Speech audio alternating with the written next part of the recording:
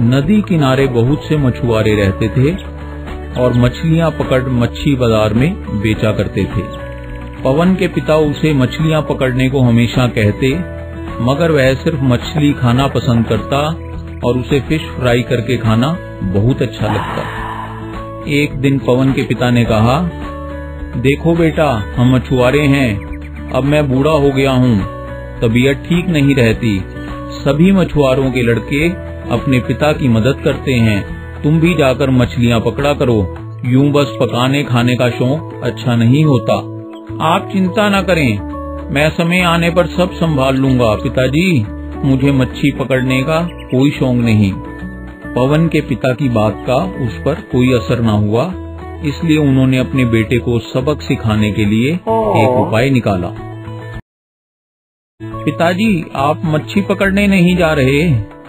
नहीं बेटा, आज मेरा मन नहीं। ले बेटा, खाना खा के जल्दी से दवा ला दे, तेरे पिताजी बहुत बीमार हैं। ये क्या है, मैं नहीं खाऊंगा। तुमने दाल क्यों बनाई? आप खा लो, मैं अपने लिए मच्छी पकाऊंगा माँ। बेटा, आज मच्छी नहीं है, अब से यही खाना होगा, समझे? क्या? नहीं, ऐसा मत कहो, मैं ये घास फूस नहीं खा सकता। पवन उदास रहने लगा। एक दिन उसकी माँ ने समझाया, बेटा, यूं उदास होकर कोई फायदा नहीं। तुम्हारे पिताजी बहुत मुश्किल से पैसे कमाते हैं, मछलियाँ कितने सालों से पकड़ रहे हैं, अब उनकी तबीयत अच्छी नहीं रहती, इसीलिए तुम्हारा फर्ज बनता है कि तुम जाकर मछलियाँ पकड़ो और घर चलाओ। शायद तुम ठीक कहती हो माँ, मैं हमेशा अपनी मनमानी करता हूँ। मैं आपकी इकलौती संतान हूँ, अगर मैं ही आपकी मदद नहीं करूँगा तो कौन करेगा? मैं आज मछलियाँ पकड़ने नदी पर जाता हूँ, मुझे आशीर्वाद दो माँ। और इस तरह पवन को सद्बुद्धि आई और वह अपने पिता का काम में हाथ बटाने लग गया। छगन सेठ गांव के बहुत बड़े रईस थे। उनके पास बहुत ज्यादा जमीन, खेत, खलिहान और दुकानें थी। किसी चीज की कोई कमी नहीं थी। वो गांव के बीचों बीच अपने एक बहुत बड़े मकान में अपनी पत्नी सुशीला और 2 बच्चों विक्की और बब्बी के साथ रहते थे। छगन सेठ बहुत मेहनती और अच्छे इंसान थे। अरे रामू, क्या हुआ? क्यों रो रहे हो? सेठ जी, इस साल मेरी फसल खराब हो गई, मैं क्या करूं बताइए, मेरे घर में खाने के लिए कुछ नहीं है। अरे मुनीम जी, जितना इसे चाहिए उतना अनाज दे देना, खाने की कोई कमी नहीं रहनी चाहिए। लेकिन छगन सेठ एक चीज से बहुत परेशान थे। उनके दोनों बेटे एक नंबर के निकम्मे और आलसी थे। वो हमेशा अपनी पत्नी से कहा करते थे, सुशीला, मुझे तो इन दोनों की चिंता है, मेरे जाने के बाद इनका क्या होगा, ये कैसे मेरा व्यापार संभालेंगे?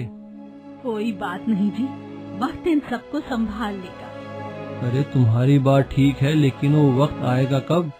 देखती नहीं कैसे सांड जैसे बड़े होते जा रहे हैं। इसी तरह सालों साल बीत जाते हैं। एक दिन सेठ बहुत बीमार हो जाते हैं।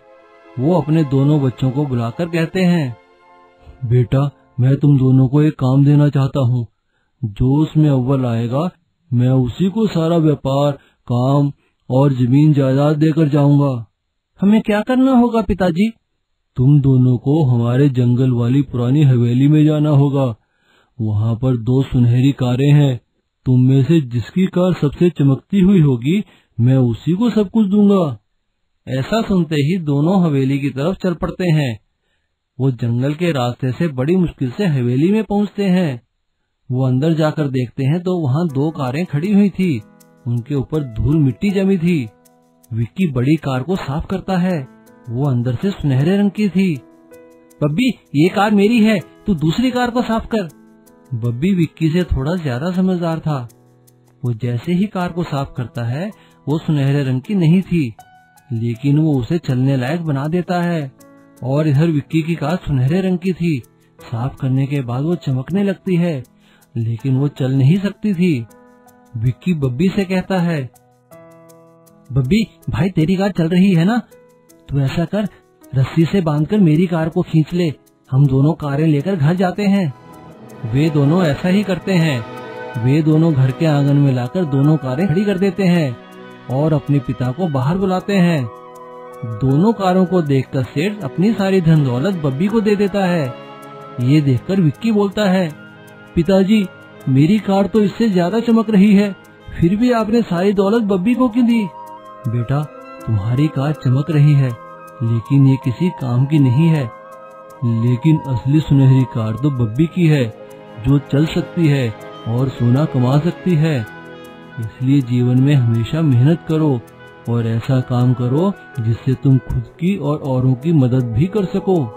दोनों बेटों को अपने पिता की बात समझ आ जाती है और वो दोनों उसी दिन से मेहनत करने लगते हैं। सुगंधा बहुत अच्छे लकड़ी के खिलौने बनाया करती थी। उसके परिवार का यही काम था। वो बहुत मेहनत से छोटे छोटे प्यारे प्यारे खिलौने बनाया करती थी। उन पर रंग करती, उन्हें अच्छी तरह से सजाती संवारती। उसके खिलौनों में चिड़िया, घर, गाड़ी, हाथी, घोड़ा, कई तरह के खिलौने शामिल होते थे और वो उन्हें खुद बाजार में बेचने जाया करती थी। ले लो, लकड़ी के खिलौने ले लो, प्लास्टिक से अच्छे हैं और बहुत सस्ते हैं। ले लो, हमारे पास बहुत सुंदर खिलौने हैं। उसकी आवाज सुनकर बच्चे दौड़े चले आया करते थे, क्योंकि वो बहुत कम दाम में बहुत अच्छे खिलौने दिया करती थी। लेकिन उसी गांव में सेठ के बेटे की एक दुकान थी, जिसमें वो शहर से भांति भांति का सामान लाकर बेचा करता था। उसमें वो खिलौने भी लाकर बेचा करता था।